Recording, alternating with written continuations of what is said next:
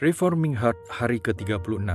Renungan ini diambil dari website pemuda.stemi.id.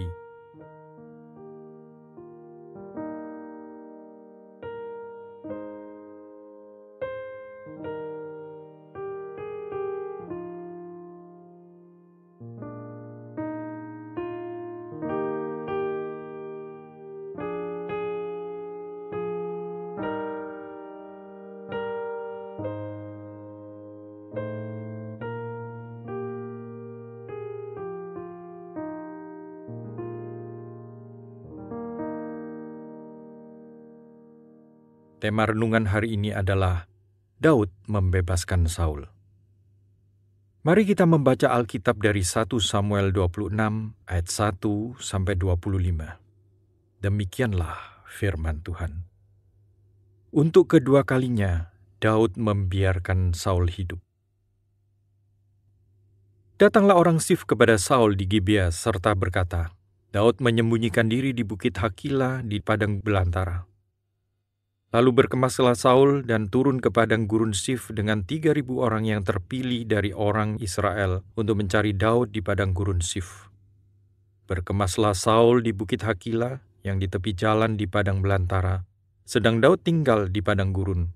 Ketika diketahui Daud bahwa Saul datang mengikuti dia ke padang gurun, disuruhnyalah pengintai-pengintai. Maka diketahuinyalah bahwa Saul benar-benar datang. Berkemaslah Daud, lalu sampai ke tempat Saul berkemah. Waktu Daud melihat Saul berbaring dengan Abner bin Ner, panglima tentaranya. Saul berbaring di tengah-tengah perkemahan, sedang rakyat berkemah sekelilingnya. Berbicaralah Daud kepada Ahimelek orang Het itu, dan kepada Abisai anak Seruya, saudara Yoab. Katanya, siapa turun bersama-sama dengan aku kepada Saul ke tempat perkemahan itu? Jawab Abisai, aku turun bersama-sama dengan engkau. Datanglah Daud dengan Abisai kepada rakyat itu pada waktu malam, dan tampaklah di sana Saul berbaring tidur di tengah-tengah perkemahan, dengan tombak terpancung di tanah pada sebelah kepalanya, sedang Abner dan rakyat itu berbaring sekelilingnya.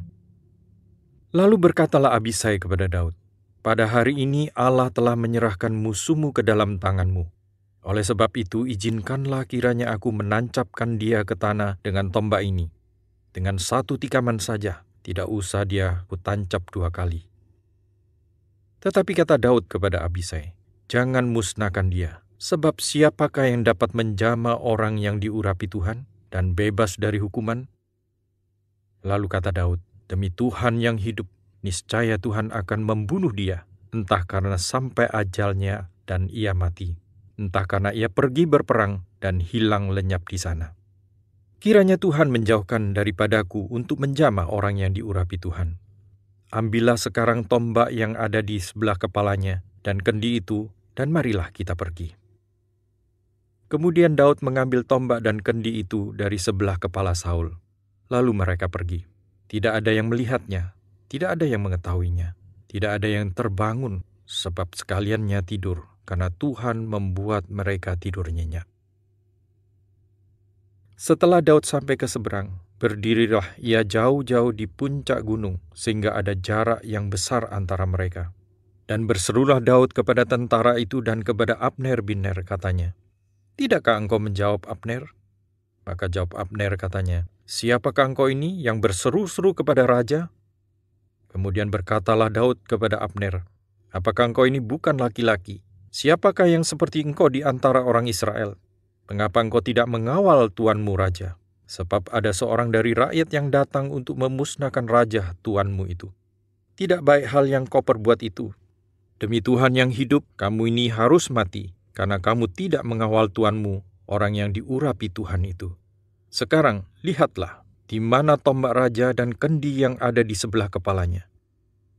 Saul mengenal suara Daud, lalu ia berkata, "Suaramukah itu, anakku Daud?" Jawab Daud, "Suaraku, tuanku raja." Lalu berkatalah ia, "Mengapa pula tuanku mengejar hamba ini? Apakah yang telah kuperbuat? Apakah kejahatan yang telah melekat pada tanganku? Oleh sebab itu, kiranya tuanku raja mendengarkan perkataan hambanya ini. Jika Tuhan yang membujuk engkau melawan aku, maka biarlah ia mencium bau korban persembahan. Tetapi jika itu anak-anak manusia, terkutuklah mereka di hadapan Tuhan. Karena mereka sekarang mengusir aku sehingga aku tidak mendapat bagian daripada milik Tuhan dengan berkata, 'Pergilah, beribadalah kepada Allah lain.' Sebab itu, janganlah kiranya darahku tertumpah ke tanah jauh dari hadapan Tuhan. Sebab Raja Israel keluar untuk mencabut nyawaku, seperti orang yang memburu seekor ayam hutan di gunung-gunung." Lalu berkatalah Saul, "Aku telah berbuat dosa, pulanglah anakku Daud. Sebab aku tidak akan berbuat jahat lagi kepadamu, karena nyawaku pada hari ini berharga di matamu. Sesungguhnya perbuatanku itu bodoh dan aku sesat sama sekali." Tetapi Daud menjawab, "Inilah tombak itu, ya tuanku raja. Baiklah, salah seorang dari orang-orangmu itu menyeberang untuk mengambilnya. Tuhan akan membalas kebenaran dan kesetiaan setiap orang, sebab Tuhan menyerahkan engkau pada hari ini ke dalam tanganku, tetapi aku tidak mau menjamah orang yang diurapi Tuhan. Dan sesungguhnya, seperti nyawamu pada hari ini berharga di mataku, demikianlah hendaknya nyawaku berharga di mata Tuhan, dan hendaknya ia melepaskan aku dari segala kesusahan." Lalu berkatalah Saul kepada Daud, "Diberkatinya kiranya engkau, anakku Daud. Apa jua pun yang kau perbuat, pasti engkau sanggup melakukannya." Lalu pergilah Daud meneruskan perjalanannya, dan pulanglah Saul ke tempatnya. Mari kita merenungkan. Bagian ini sangat mirip dengan 1 Samuel 23 ayat 19 sampai 24 ayat 22. Seperti yang sudah dibahas pada Reforming Heart pada hari yang ke-31, 32, 33, dan 34.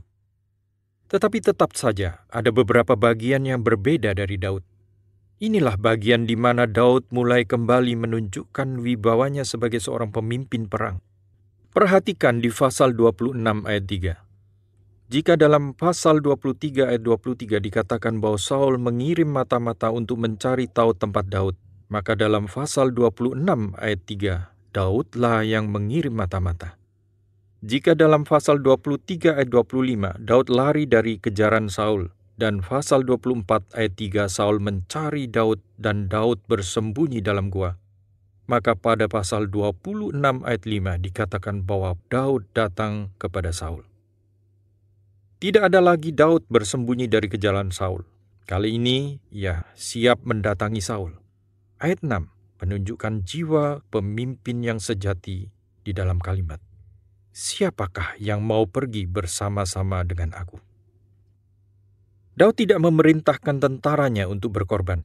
Dia mengajak tentaranya untuk berkorban bersama-sama dengan dia. Maka jawabnya direspon dengan salah satu anak-anak Seruya yang masih merupakan keponakan Daud sendiri dengan segera. Abisai anak Seruya segera pergi bersama-sama dengan Daud. Untuk apa? Apakah untuk memerangi Saul? Bukan. Daud tahu bahwa ia tidak akan boleh memerangi pasukan Israel. 1 Samuel 27 ayat 1 mengatakan bahwa Daud tetap kembali dalam pelarian demi nyawanya sendiri.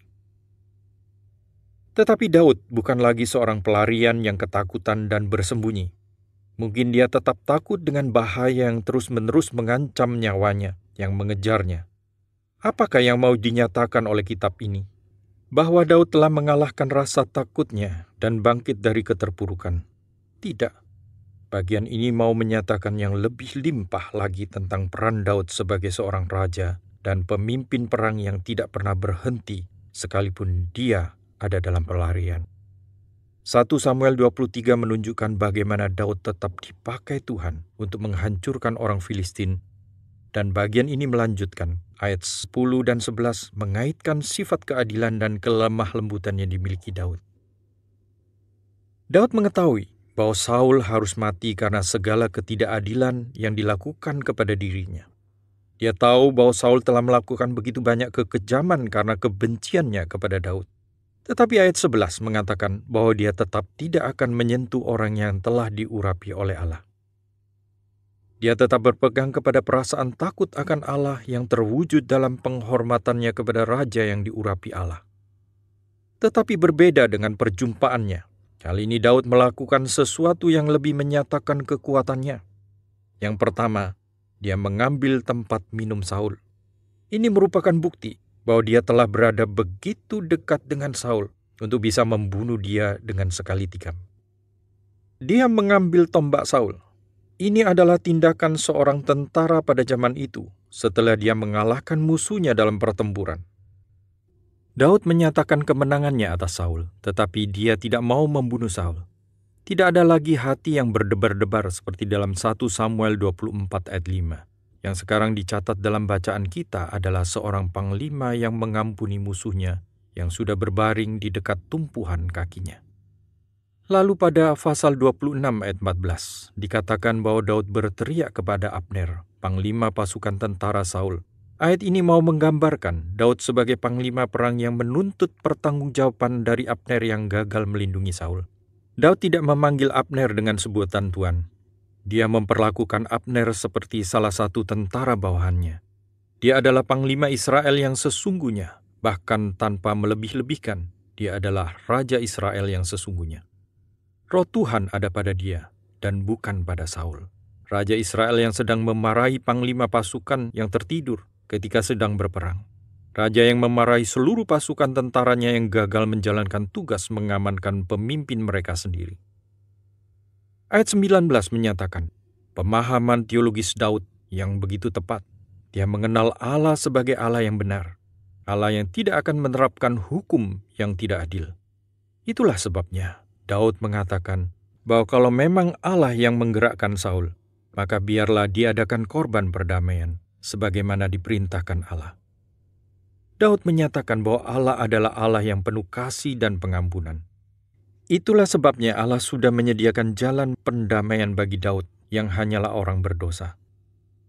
Tetapi jika manusia yang menggerakkan Saul, maka orang itu harus dikutuk. Mengapa harus dikutuk? Karena Daud dipaksa untuk pergi meninggalkan daerah Israel, walaupun dia sama sekali tidak pernah melakukan kesalahan seperti yang dituduhkan kepadanya. Dan jikalau Daud harus lari meninggalkan daerahnya, maka hal itu sama saja dengan menyuruh dia menyembah ilah-ilah lain. Membuat Daud menjadikan pelarian dan mendesak dia hingga harus pergi keluar daerah Israel adalah sama dengan menarik bagian dalam tanah perjanjian Tuhan. Ini berarti dia harus menjadi bagian dari orang-orang kafir penyembah berhala. Bagian selanjutnya yang ingin disorot dalam ayat 22 dan 24. Meskipun Saul berjanji lagi bahwa dia tidak akan mengejar Daud lagi, Daud tetap menyatakan suatu ketegasan yang besar. Dia menunjukkan tombaknya raja sebagai suatu cara menyatakan bahwa dia adalah sang penakluk yang mengampuni nyawa Saul. Daud mengampuni nyawa Saul karena dia ingin menyerahkan kepada Tuhan segala penghakiman dan penghukuman bagi yang bersalah. Dalam ayat ke-24, Daud menyatakan bahwa seperti nyawa Saul berharga di mata Daud, kiranya nyawa Daud berharga di mata Tuhan. Dia tidak pernah mengatakan, kiranya nyawaku berharga di mataku Tuanku Raja. Dia tetap membawa kasusnya kepada Tuhan, pembelanya yang adil. Dalam pasal 26 ayat 22-24, perkataan Daud tetap dinyatakan dengan prinsip yang sama dengan yang dikatakan kepada Saul pada pasal 24 ayat 10-15. Tetap menyerahkan penghakiman atas ketidakadilan yang dia terima kepada Tuhan dan percaya kepada Tuhanlah yang akan membalas segala ketidakadilan itu. Walaupun sekarang Daud ditonjolkan sebagai pemimpin besar dengan intensitas lebih besar dibandingkan dengan bagian-bagian sebelumnya, tetapi mengenai perasaan takut akan Allah yang dimiliki Daud dan juga segala keberserahannya kepada Tuhan untuk membela perkaranya tetap sama. Dari muda sampai dia menjadi tua, Tuhan adalah tempat Daud berlindung. Dari muda sampai dia nanti mati, Tuhan adalah satu-satunya yang ditakuti dan dikasihi Daud. Kiranya hati kita disentuh dan diubahkan oleh firman Tuhan hari ini dengan melihat 3 hal berikut. Yang pertama, kaitan bagian ini dengan keseluruhan kitab 1 Samuel. Pada bagian ini kitab 1 Samuel mulai menunjukkan kepahlawanan Daud di dalam kepemimpinannya. Kisah mengenai pendiriannya yang tetap di dalam kebenaran dan keputusannya yang diwarnai dengan perasaan takut akan Tuhan dan keberserahan kepada Tuhan menjadi bagian dari suatu transisi di mana Saul akan benar-benar hancur dan Daud akan benar-benar naik tahta. Bagian ini mulai memberikan laporan mengenai jiwa yang agung dari Daud sebagai raja yang akan naik tahta. Yang kedua, apakah yang dapat kita pelajari? Bagian ini mengajarkan kepada kita untuk memiliki perasaan takut akan Tuhan dan keberserahan kepada Tuhan sebagai suatu komitmen hati. Segala keputusan yang kita buat akan sangat ditentukan oleh komitmen hati kita. Semakin hati kita takut akan Allah dan berserah kepada Dia, maka cara hidup yang kita lakukan akan semakin memancarkannya dengan indah. Yang ketiga, bayang-bayang Kristus. Dalam bagian ini kita akan melihat bayang-bayang dari Kristus. Kristus akan menjadi raja, dan kehidupan Daud menjadi bayang dari Kristus yang akan datang. Segala sifat-sifat agung yang dimiliki Daud adalah bayang-bayang dari sifat-sifat sempurna Kristus.